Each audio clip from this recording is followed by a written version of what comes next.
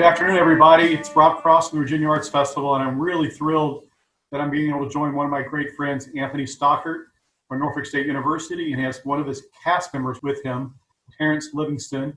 And we have a production that will start next week here in the courtyard of the Virginia Arts Festival.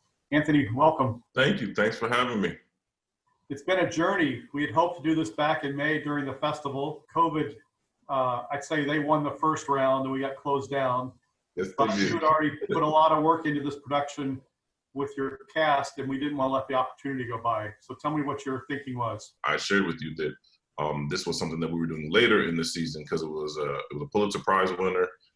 It would need a little bit more time. It's on a higher level of storytelling, a little bit of grit, a little bite to it. And then we had talked about the opportunity to partner on the production and bring in professionals who are homegrown from Hampton Roads, from Virginia, from Norfolk State, who have gone on to work. And that was our first plan back in May. And then that got thwarted, as you articulated. But it was just a very timely piece to select at this time. The 75th anniversary of the ending of World War II is this year. As a historically Black college and university, we know that this is one of the only dramatic texts that speaks to the African-American experience during World War II. It's a Pulitzer Prize winning drama, so we were very proud to present that as well. Obviously, the novel by Melville is, it's one of the important novels in the canon. And also there was a great opera by Benjamin Britten, which I know. So I've read the novel, I've seen the opera, but I have not seen the play live. So tell us some of the things that, in terms of its transition to a stage play, that would be important for people to know. Well, a lot of people have saw the movie A Soldier's Story with Denzel Washington, but that actually was after the play was produced off-Broadway. Off-Broadway origins. This is Denzel Washington before we know him as the multiple Academy Award winner. The actual original director, there was a talkback at the production I saw, and he told this story about Denzel Washington, who had called and said that he really wanted to audition, that he was on his way. And they were like, well, you better get here because we're about to wrap up. And he was late, and I guess they was done waiting. So they were on their way out of the building, and Denzel popped up, and he, pled his case to please be considered. But the director said as soon as he was done with his audition, he knew that he would have the role. And he would later be joined in that experience with Samuel L. Jackson in the same cast, who was also an unknown at the time. And Denzel moved along with the project when it turned into the film that most people know.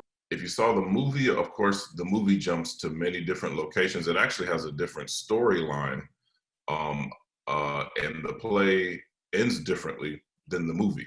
Similar results, but definitely dramatically different storytelling. Davenport is the epicenter of the entire experience. He is this African-American captain in the military that no one has ever seen in real life at the time. Regardless of how much experience they've had in the military, new, young, old, they have never laid eyes on a Black captain. He is the military lawyer who's come in to look into a murder that happened. And there's a lot of speculation about who did it, who done it. Some of them are social, political, cultural implications of where the assumption is of who the murderer was. And Davenport comes into the play and everybody bounces up against him. Speaking of Captain Davenport, we have Terrance with us, Yes. Terrance Livingston. Terrance, how's it going? Tell us about your journey from Norfolk State to where you are now, which I find really fascinating. Oh yeah, man, it's a crazy story, but it all definitely starts with I want to say without Professor Stockard and all of his support and all of his help, I wouldn't be anywhere I am now, and I'm extremely thankful for that. But yeah, like at that point in time, this was my senior year in college. I only played football. I was majoring in political science, and that was my life. And then one day I was in my dorm and I was in the elevator and there was a poster on the wall for the NSU Theatre Company. And at the bottom of the poster, it said, no experience needed. And I was like, that's perfect because I have no experience at all, you know? So I walked into the theater. They gave me a monologue from the play Jitney, and it was the role of Youngblood. Instantly, I don't know if it was just like me just want to be true to myself. It was like, Terrance, don't worry about doing it right or wrong. You know, the worst thing they can say is no, and you'll just leave and you'll continue with your life. And so I walked on stage, and when I started, it was just like, I felt at home. I felt comfortable. You know, a lot of people say like they have stage fright and stuff like that, which I do. But like when I'm up there and I'm just displaying who I am and how I feel about things, it's just like the most comfortable thing in the world. Professor Stockard was in the audience that day. And after I finished auditioning, I left. It might have been the next day when he caught me walking out of the building. I was going to the cab. All I hear is, Terrance. Terrance, he's like sliding up to me. He was like, how serious are you about this? I'm a firm believer in the law of attraction. Everything that happens for a reason, and you shouldn't look back. You should just take those opportunities and go. So I said, yeah, I'm serious about it. From that point on, I stopped playing football. I had aspirations of going to the NFL and all those things like that.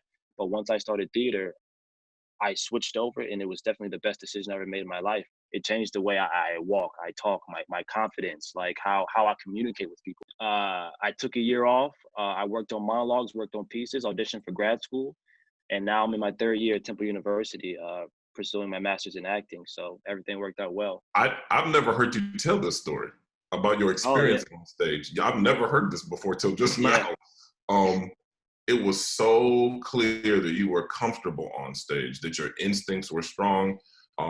I knew then that there was potential, but what I didn't know was your work ethic. I didn't know how hard you work. I didn't know how serious you take it. I didn't know what you would sacrifice in order to assure that this new interest that you're placing your bets on will get all of your attention. Anthony, tell us a little bit about the elements that have gone into making this happen. We're kind of seizing the opportunity since we can't be inside gathering in a traditional theater. There are a lot of things that are very new and different about this production. Happens to be my first time directing an outdoor production. So it's exciting for me that way, considering the elements while planning a production. But it's also what I'm starting to call the 10-foot tango. For our permissions for this are that actors are 10 feet away from each other. But the play lends itself to that dynamic with the military culture, you know, the respect, the regard, the rank system that sort of creates space. It is an all-male cast. There's no intimate moments. There's a couple of moments of violence that I have applied concept to the production. We looked all over, as you know, we were considering indoor options. But then the discovery was the best venue, not just indoor, outdoor, is flexible seating. That was really the solution. And the background is, you really couldn't ask for much more. The sort of pantheon imposing Rock Players building that's in the backdrop of the courtyard, matched with the beautiful set that has been created, and the outdoor lighting that's being brought in, which is also has to be custom to the production for what the blocking needs are for the show, and the design aspect of Rachel Blackwell, who is our lighting designer. So it's been a very interesting dance balance of finding location, making the location work. Of course, the wonderful assistants, as we've been in discussion, you and I, your team, my team, the Department of Health, everybody has been on board making sure that this is not just an exceptional artistic experience, but that it is safe, creating a venue that would permit safety above all, wonderful customer experiences, patrons coming in feeling good about it, and that would facilitate what will be and what is shaping up to be an amazing production of this Pulitzer Prize winning drama. So why don't Terrance and Anthony tell me a little bit more about the cast? The majority of the cast are actually NSU alumni, and we have a few friends from locally in the area that me and Professor Stockard have done shows with. It was already like a nice mesh of camaraderie as soon as the first day of rehearsal, because everybody knew each other pretty much. You know, we all have the same goal. Like, we have responsibility to give it all of everything we have. there's so much at stake, you know, for the climate of this country and this world, that like we can't take these opportunities for granted. You know, I think everyone understood that. Anthony, I think you touched on this a little bit, but there's the interesting parallel, obviously, with the 75th anniversary of the end of World War II, but also we're in a big military community. So I think this will be compelling for folks that maybe don't have theater as part of their normal life, but the military is an important part of their life. Oh, absolutely. Whether they were serving, or you are connected to a family member or friend who is serving, it reminds you about the sacrifices that were made for us to maintain our freedom, for us to maintain our way of life. It was important for me because my father was one of those people. He served in World War II, and I heard all the stories, but I'd never really had a way in or a picture into what that was or what that meant. And his particular unique experience at that time was also something that had light shed to it when I was delving into the research that reinforced the project itself. It's a wonderful, beautiful story about the evolution of perspective and perception about being a person first and a human being, and second being a soldier. And I also think that in the military aspect, we've done everything we can to make it as accurate as possible. I mean, our costume designer, Levante Herbert, has found everything is, I mean, from exact replicas to actually jackets that people wore in World War II and that they fought in. Even the stances, the salutes, everything we worked on, we drilled just like we're actually in the Army and stuff like that, because we owe that to the people who are going to come and who have served to respect their craft and to respect all that they went through in that, and to make sure it's up to par, you know, because that's the least we can do. We did. It's true, Terrance. We put a lot of time and energy into respecting, understanding, and looking into the culture, rank, respect. Because some scenes, one person salutes and other people don't. Where before, when we were just doing it, and then Levante would be like, no, you can't do that. We was like, well, what is it? Well, you can do this. Well, what if this? And then we went through the whole play, like scene by scene, moment by moment. Like, what about here? Yeah. What about here? Does this count? What about this? And it was just fun. It really was fun. Yeah. So you've got an incredible team over there, and it's always a privilege to work with Norfolk State. We've had a couple of collaborations in the past. So just tell your friends, come out. We want full houses every night. Absolutely. Definitely, yeah. This is a good show. It's a wonderful show. It'll be a great experience. It's outdoors. Normally Shakespeare gets the mantle of outdoor theater in the summer.